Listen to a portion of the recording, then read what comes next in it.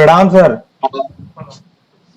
अपना परिचय दीजिए बिना नाम के।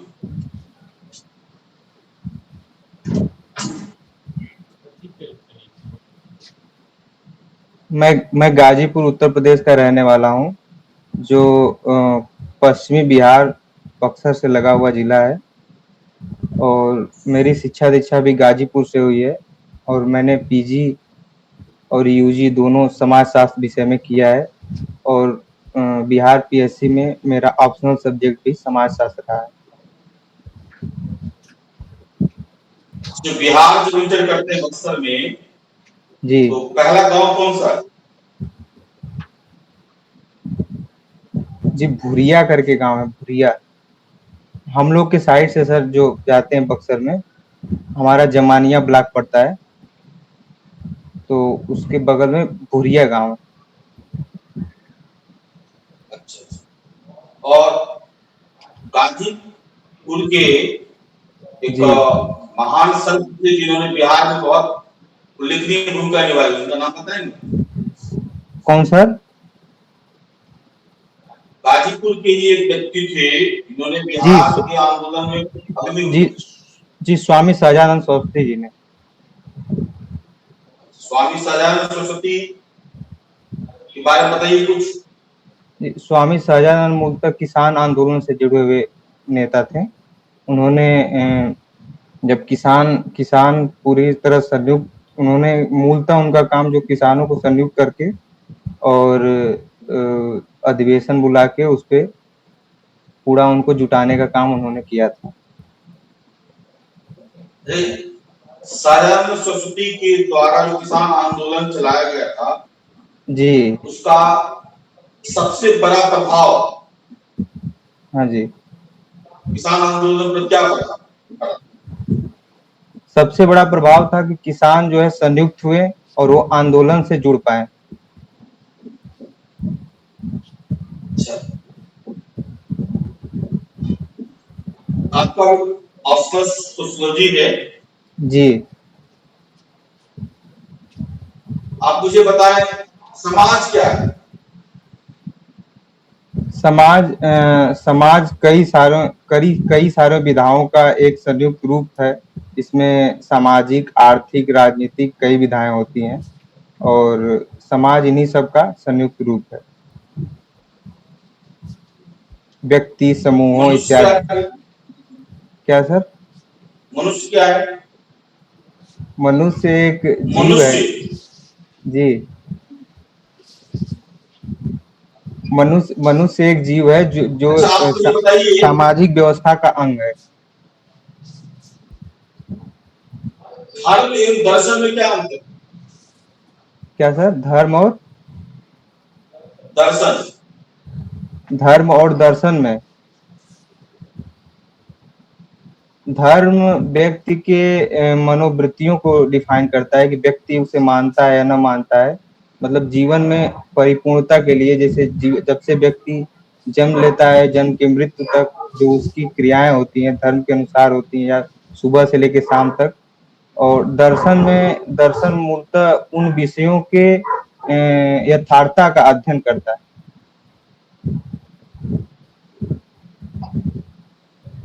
अच्छा, ये बताइए दुर्खिम जी मैक्स वेबर जी के धर्म के समाजशास्त्रीय सिद्धांत है, जी उनमें क्या अंतर है दोनों? जी, दुर्खिम ने मूलतः कहा है समाजशास्त्र में कि जो धर्म है वो समाज परिपेक्ष होता है।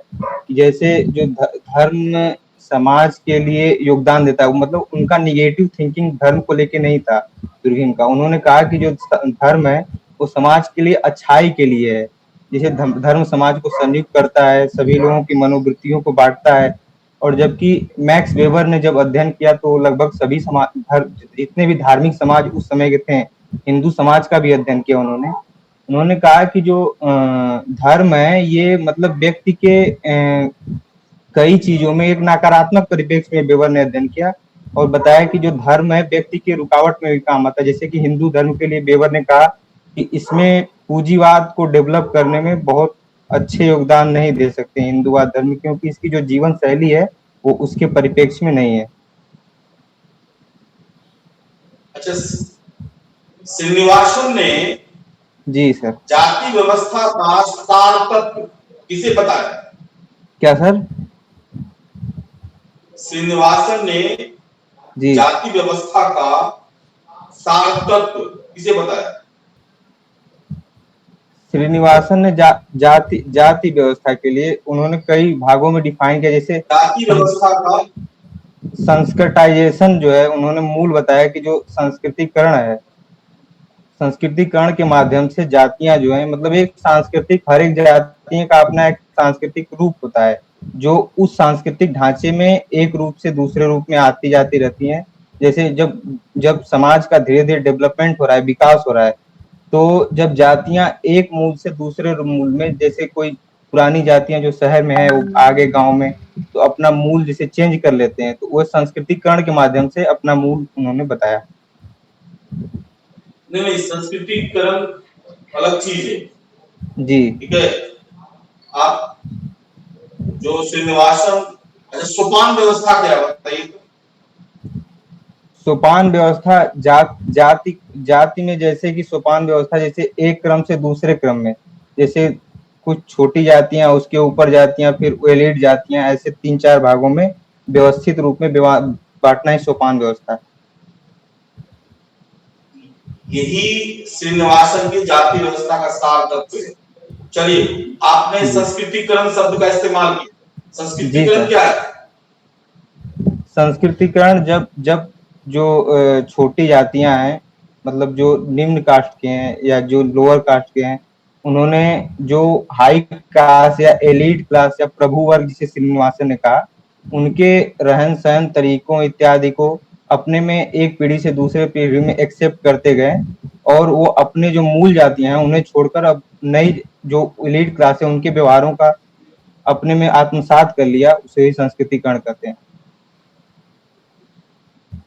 अच्छा, एक प्रभाव है, जाति वह है जो जाति नहीं है, और हर एक जाति अपने से निम्न जाति खोज लेती है। क्या संदर्भ है इसका? क्या सर? जाति नहीं है, जाति है जी जो जाति जी नहीं है, जी। और हर एक जाति अपने से निम्न जाति को खोज लेती है। क्या संदर्भ है इसका? सॉरी सर, नहीं बता पाया, समझ नहीं पाया।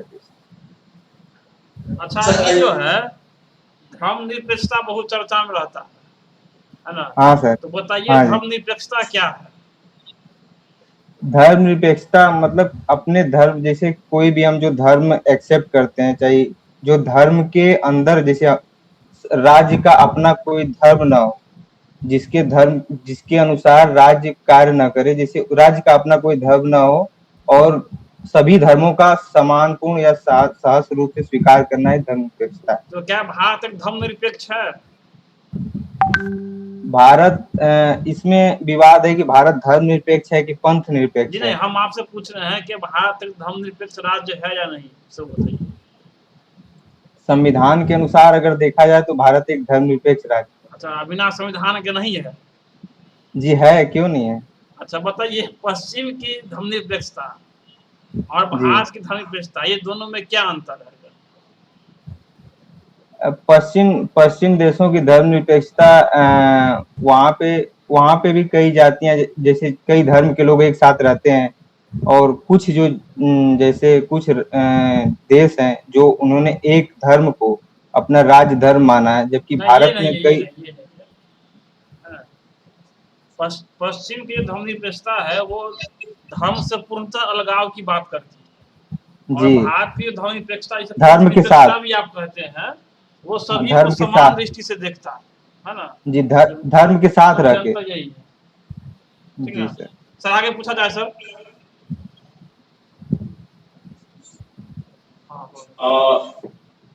कोविड-19 जो अभी बीमारी फैली हुई है, हाँ जी,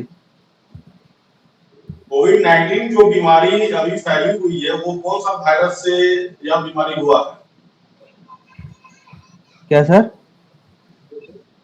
कोविड-19 डिजीज किस वायरस की वजह से हुआ है? जी, कोरोना वायरस। कोरोना कोरोना तो वायरस नहीं है, कोरोना वायरस तो नहीं है। अच्छा, दिल्ली गवर्नमेंट द्वारा जी सर। कोरोना बीमारी को अपने फैक्ट्री प्लांट के तहत कंट्रोल किया है। ये जी फैक्ट्री प्लांट क्या है? जी 5 ट्री प्लान में कई चीजें हैं। 5 ट्री में ट्रैकिंग है, ट्रांसमिशन है और चेकअप का है, और फिर उनको आइसोलेशन का है, और फिर उसी स्तर पे उसी को पूरा याद नहीं है, लेकिन यही है सर, ट्रैकिंग, डाटा कलेक्टिंग, और उसके साथ जो आइसोलेशन, और जहाँ पे हैं वहीं पे उनको ट्रीटमेंट, यही सब 5 ट्री के अंतर्गत आता है। और कोरोना को, कोविड-19 को पैंडेमिक डिजीज कहा जा रहा है। ये जी सर। पैंडेमिक कहने का क्या तात्पर्य होगा? जी, डिजीज को जब कोई डिजीज आती है तो उसको कई भागों में एंडेमिक, पेंडेमिक कई डिवाइड किया जाता है।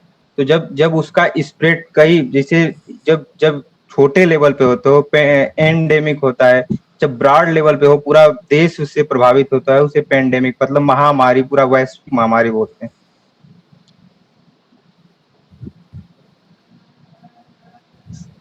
और ये यह बीमारी कौन से जानवर से मनुष्य में आया है, इसकी क्या संभावना है?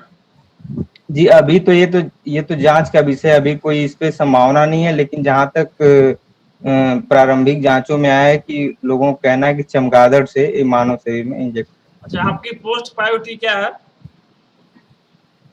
क्या सर? पोस्ट प्रायोरिटी क्या है आपकी? किस पद को हेलो प्राथमिकता में रखे हैं आप? जी, एसडीएम को। और कौन कौन पद है, एक ही रखे हैं? नहीं, एसडीएम, सीटीओ, इसी तरह अन्य पद के। अच्छा, अगर एसडीएम बनते हैं आप, जी सर। तो कोई ऐसा 3 काम बताइए, है ना, जो जी सर। अनोखा हो, नया हो। जी वर्तमान में मैं गाजीपुर में सहायक अध्यापक पद पे प्राइमरी में कार्यरत हूँ जी।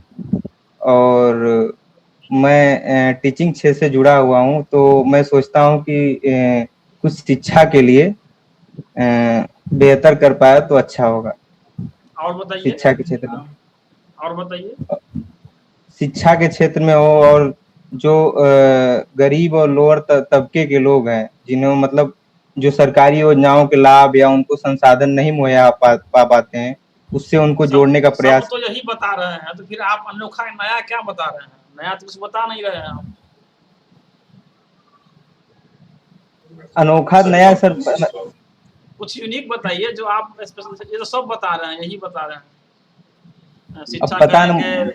है ना, ये करेंगे, वो नहीं नहीं करेंगे। नहीं, शिक्षा का मतलब सर, मैं उससे जुड़ा हुआ हूँ, तो वो डे बाय डे मैं रोज चीजों को देखता अच्छा हूँ। बताइए, नई तो शिक्षा नीति आई है ना? जी सर। जी सर। नई शिक्षा नीति में नया जी क्या सर। है? नई शिक्षा नीति में नए बहुत बहुत सारी चीजें, जैसे कि जब स्कूलिंग की बात होती है तो शुरू में पहले प्री प्राइमरी की व्यवस्था नहीं थी, तो उसको पहले क्या होता है, बच्चों को 1 से 5 तक एक क्लास में कराया जाता था, उसको छोड़ के पहले प्री प्राइमरी कराया जाएगा, इसके तो बाद प्राइमरी। ऐसी व्यवस्था तो आंगनबाड़ी केंद्रों में भी होती है।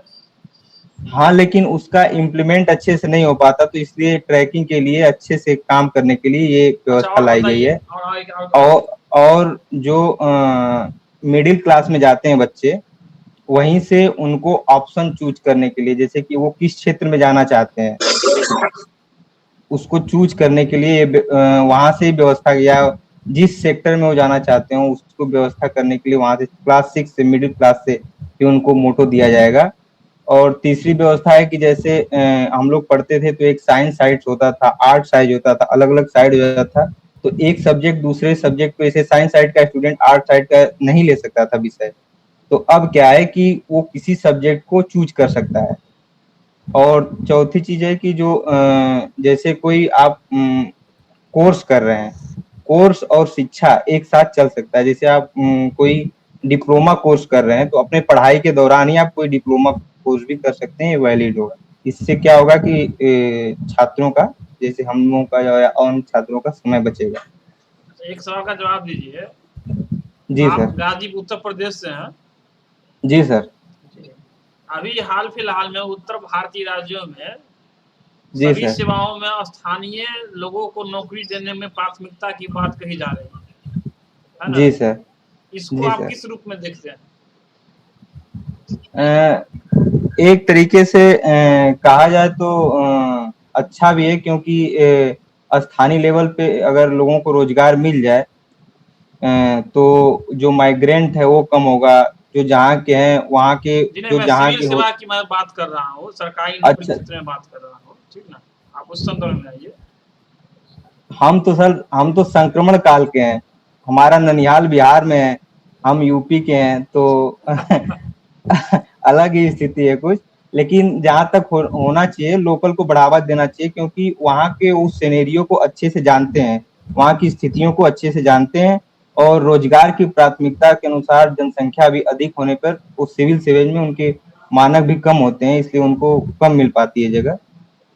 सर आगे सवाल पूछा जाए सर। अच्छा, ये बताइए, जी सर। भारत के धर्मनिरपेक्ष राज्य है, जी सर। इसके प्रधानमंत्री के द्वारा जी राम सर। मंदिर का शिलान्यास किया गया। जी सर। आप इसे संवैधानिक रूप से कितना उचित मानते हैं, नैतिक रूप से बात कितना उचित मानते हैं? बात यह है सर कि सभी को अपने धर्म के मानने की स्वतंत्रता है। तो हमारे प्रधानमंत्री जी हिंदू धर्म से आते हैं, तो वो भी अपने धर्म का निर्वहन कर रहे हैं। वो ये नहीं कहा जा सकता कि वो अलग है हम लोगों से। और जहाँ तक नैतिक रूप से बात है, तो नैतिक रूप से ये लोगों द्वारा कहा जा सकता है कि उन्होंने गलत काम किया, क्योंकि किसी एक धर्म के जाके वहाँ मंदिर का शिलान्यास करना ये गलत है। लेकिन वो भी एक धर्मनिरपेक्ष होने के कारण ही वहाँ गए, क्योंकि वो हिंदू धर्म से रिलेटेड है और अपने धर्म को मान रहे हैं। इससे पहले किसी भी राष्ट्राध्यक्ष का नाम बताएंगे जिन्होंने किसी मंदिर का शिलान्यास किया है भारत के? जी ऐसी कुछ सॉरी सर जानकारी नहीं है।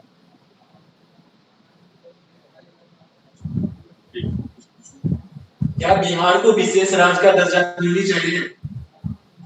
जी अवश्य मिलना चाहिए, क्योंकि वहाँ की स्थितियों को देखने के अनुसार जो वहाँ के जीडीपी, मतलब जो पर कैपिटा इनकम है या आय है, और वहाँ का जीडीपी है, इतना कम होने के कारण भी बिहार को दर्जा नहीं मिल पा रहा है। तो होने के से क्या होगा कि जो अनुदान है केंद्र सरकार का, वो पैसा मिलेगा तो अन्य सब फैक्ट्री। एक चीज बताइए, जी ये सर। जो विशेष राज्य का दर्जा देने के लिए जी। कमेटी गठित की थी, गार्डियन, क्या सर? वो गार्डियन कमेटी क्या है और क्या भारत उस मापदंड को पूरा करता है?